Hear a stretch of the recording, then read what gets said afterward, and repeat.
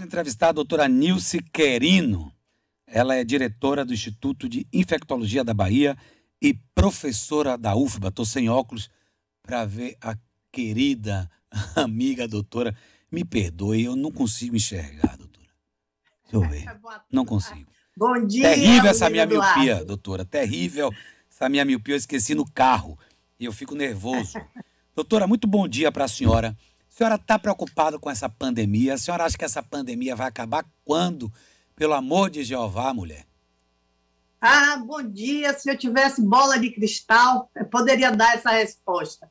Mas pelas histórias que nós conhecemos das evoluções das epidemias, nós sabemos que essa doença não irá embora tão cedo, né? Seja pela própria característica da doença. Veja que a influenza não foi embora, tivemos epidemia, ela exige vacinações anuais. Eu acredito que a coronavirose vai estar conosco, infelizmente, por muito tempo. A senhora acha que a gente vai usar máscara também por muito tempo? Isso vai depender também das atitudes em relação às medidas para controle da doença, né? Nós temos já experiências aí externas, né? Nós vimos agora os Estados Unidos suspendendo máscara, uso de máscaras, embora eu pessoalmente acho que tenha sido um pouco precoce. Nós estamos vendo a própria Londres, nós vimos Israel voltando à normalidade, nós temos a Nova Zelândia. E, então, as atitudes tomadas certas, no momento certo, têm dado uma resposta e é possível controlar, sim, a doença. Dizer que a doença vai desaparecer, não, mas teríamos que estar vigilantes, usando de todas as ferramentas válidas para controlar. E uma das que ficaram bem claras é exatamente a questão da vacinação, uso de máscara, uso de álcool gel e o distanciamento.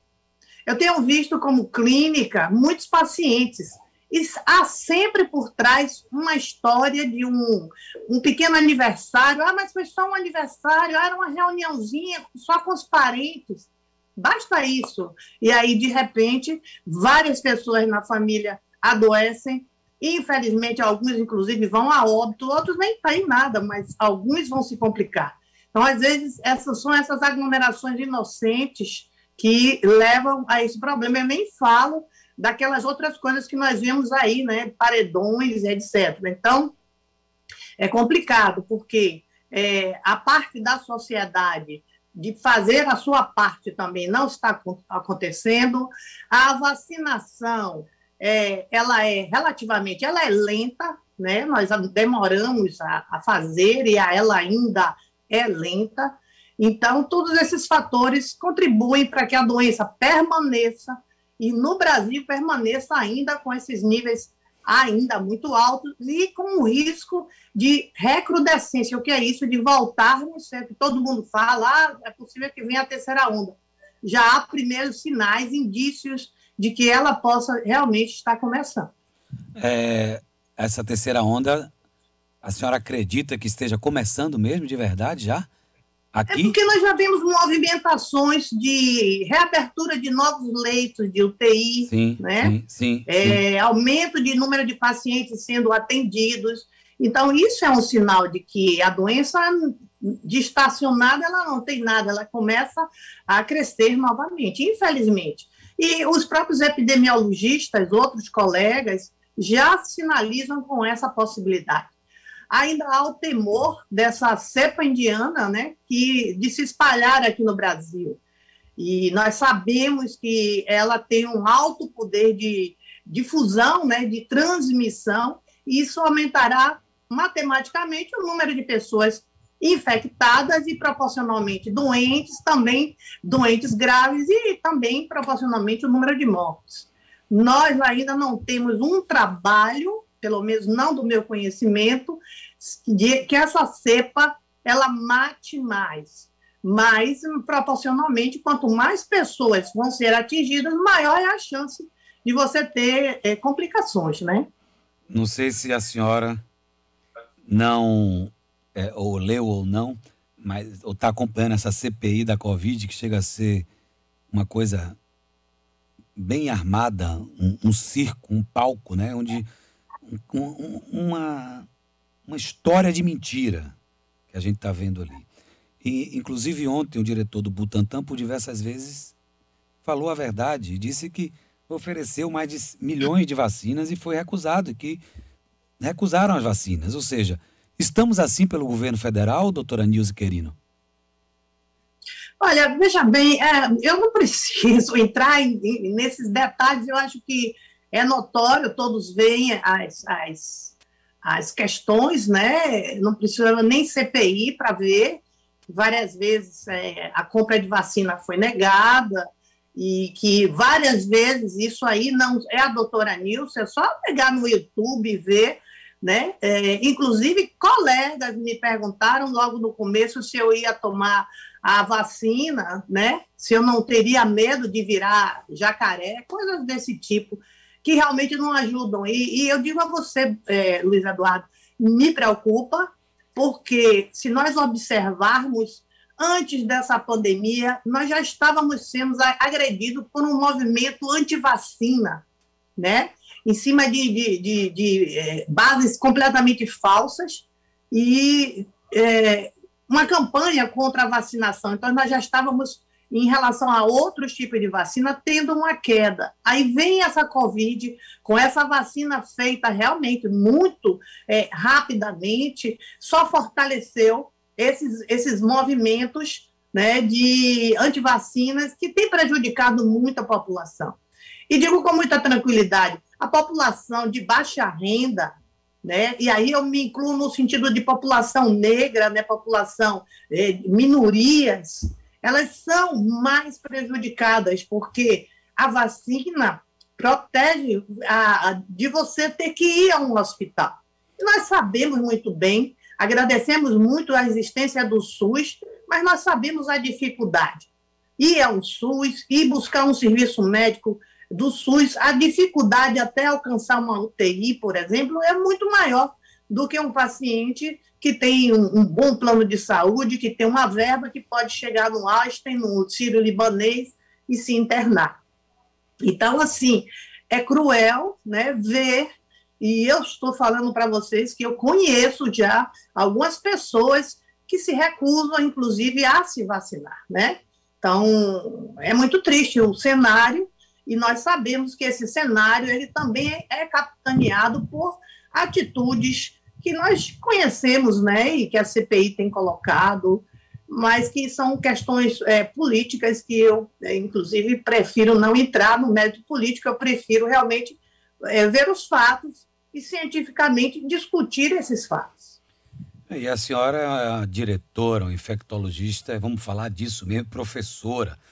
Quando eu vejo assim, a gente pensa o seguinte, não é, doutora Nilce? Eu olho assim e falo para minha mãe teve a Covid, minha mãe tem 78 anos de idade, né? E eu fiquei muito preocupado. Meu pai se foi também por Covid. E a gente está perdendo pessoas próximas. Gente, eu não consigo acreditar. Parece até que virou nada. Morreu de Covid. E aí a gente olha o presidente da República fazendo uma carreata para comemorar o quê? Para dizer o quê aquilo ali, sabe? Dizer o quê? O quê? Milhões de motociclistas atrás dele, sem máscara, exemplos. E aí o ministro da Saúde diz que usa máscara, o presidente diz que não é para usar máscara. E aqui, ó, uma colega, aqui um ouvinte nossa, diz o seguinte: minha colega de trabalho não vai tomar vacina por negar a mesma. Influência de quem? Óbvio que é influência dele. Não tem outro remédio, doutora, não é? Não tem outro remédio. O principal remédio é a vacina. Aí eu queria que a senhora falasse. Tem alguma diferença de Oxford, Corona, AstraZeneca, Pfizer? Ou o importante é tomar a vacina, minha querida doutora Nilce Querino? É verdade que, tecnicamente, nós sabemos que existem diferenças, até no mecanismo de produção dessas vacinas, né? Nós temos a Pfizer, que é uma plataforma completamente nova, né? Que é feita com RNA mensageiro. Então, essa é uma plataforma muito nova. Ontem eu estava dando aula com meus alunos na UFBA sobre hepatite, e nós voltamos ao passado, quando a hepatite B foi feita através de engenharia genética, foi uma das primeiras vacinas a serem feitas com uma plataforma completamente nova. E naquele momento tiveram algumas resistências e hoje é uma vacina completamente tranquila e usada. Então, eu vejo a mesma coisa quando se fala dessas plataformas novas, dessas maneiras novas de fazer vacinas, e se cria todo um medo, e lá na frente nós veremos que é um salto muito grande. Mas isso não invalida as demais vacinas. A AstraZeneca traz uma plataforma, uma maneira de produzir, usando outros vírus, adenovírus atenuados. A Coronavac é uma das técnicas mais antigas, que é feita com o vírus inativado. Então, ela é talvez uma das mais antigas técnicas de vacinação. Você pega o vírus e você inativa ele e aplica na pessoa, né? Vamos usar o termo que em virologia a gente não usa morto, né? Há uma discussão sobre se o vírus é realmente um ser vivo ou não. Mas para o entendimento da população, esse vírus está morto, então ele não pode se replicar. Mas as estruturas deles estão lá intactas, então o nosso organismo entra em contato com esse vírus e ele faz um anticorpo.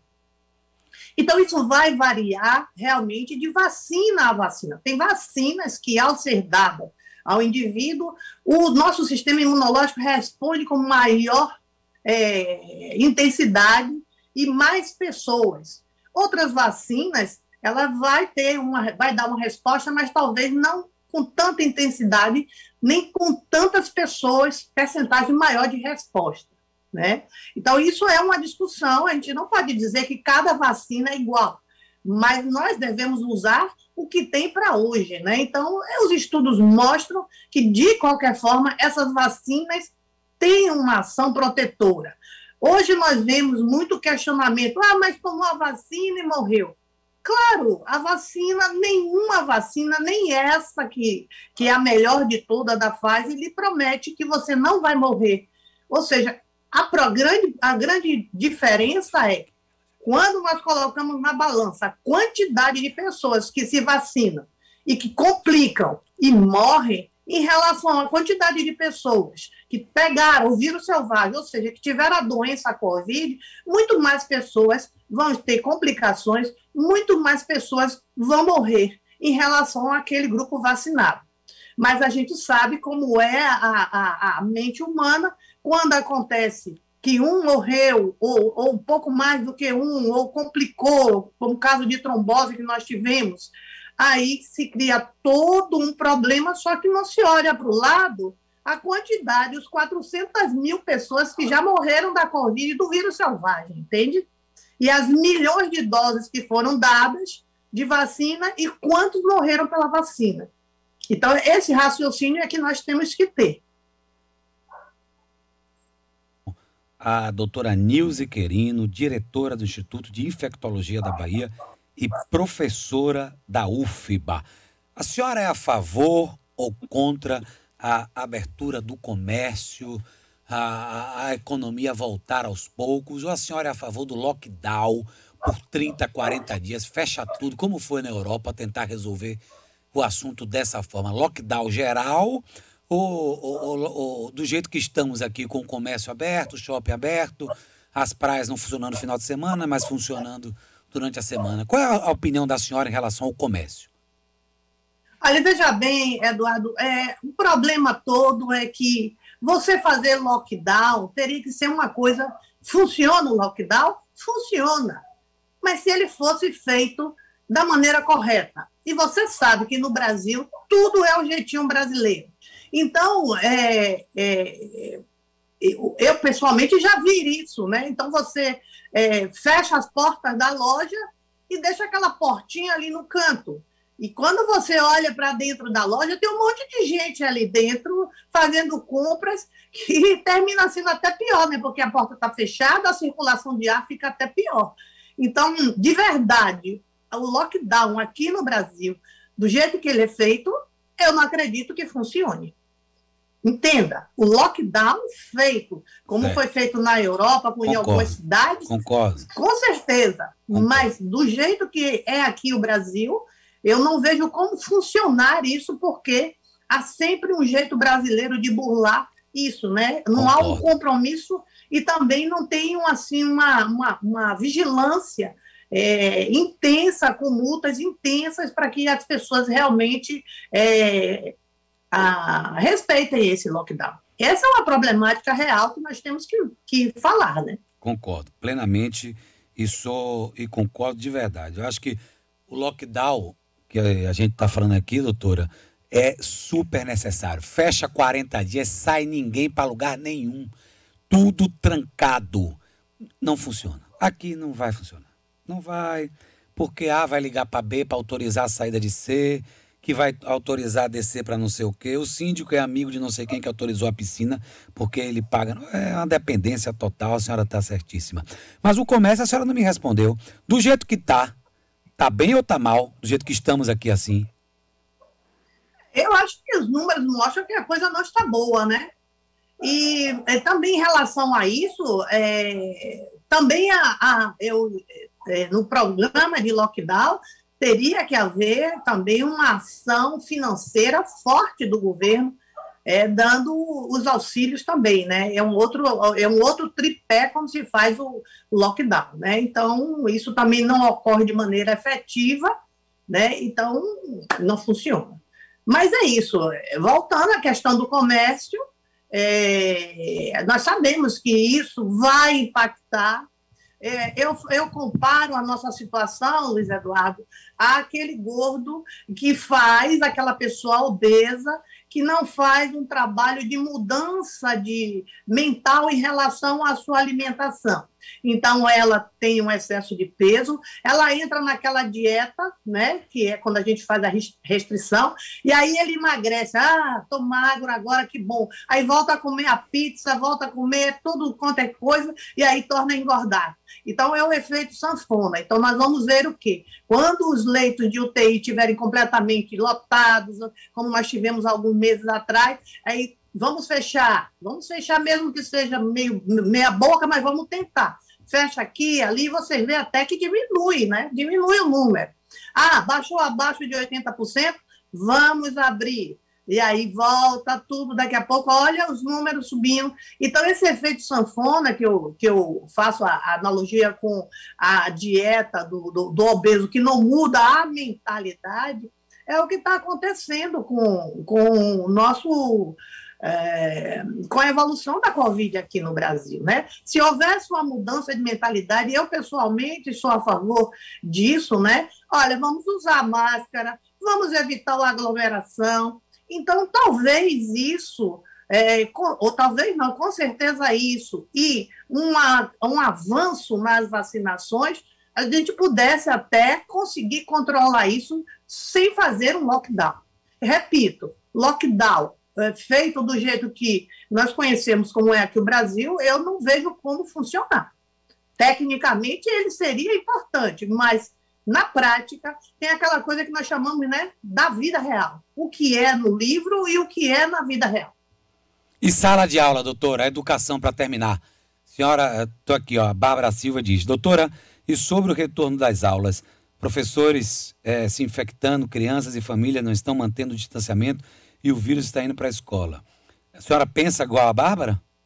A senhora é contra? Olha, eu sou professora, acho realmente que, primeiro, os professores não podem ir para uma sala de aula sem estar vacinados, se é que eles vão para a sala de aula sem estar vacinados, e sem um programa mínimo de detecção e de isolamento de possíveis crianças que apresentem sintomas, sem o monitoramento desses pais para informar, olha, a criança está com febre ou alguma coisa, ela não vai, faz o teste rápido. Então, com isso, é muito difícil o retorno às aulas. Em paralelo, seria muito importante, né? É uma oportunidade para o desenvolvimento de técnicas. Eu mesmo estou passando por isso na UFBA. Nós não estamos parando, nós paramos o encontro presencial, mas nós estamos na plataforma dando aula, nós estamos buscando alternativas para informar os alunos, motivá-los a fazer, a estudar, a continuar. Então, eu acho que isso deveria também se estender para o secundário, para o primário. É muito difícil, mas é o que temos para hoje. Doutora, muito obrigado. Que maravilha de entrevista. Coisa boa, bacana. Fiquei super satisfeito, sabia? Eu nunca tinha ouvido a senhora, estou aqui feliz. A gente faz uma entrevista dessa numa sexta-feira. Estou muito feliz. Doutora Nilce Querino, e vou roubar a senhora para a TV, para a Record. Fique à vontade. Vou agradecer aqui a Camille. A nossa função como Isso. médico e como professor é dar contribuição para a sociedade e é tentar informar, tentar desmistificar alguns mitos, né? E incentivar as pessoas a buscarem o conhecimento de qualidade e buscar a melhora da sua qualidade de vida. Então, muito obrigado a todos. Peraí, doutora, eu não te perguntei, senão vão me matar aí fora. Depois de uma entrevista dessa, vão me matar. A senhora é a favor ou contra a cloroquina? Sim ou não? Pelo amor de Deus, eu sou uma cientista. Os estudos realmente não têm mostrado que ele possa funcionar. Uma boa tarde. Um bom dia, então. Tchau.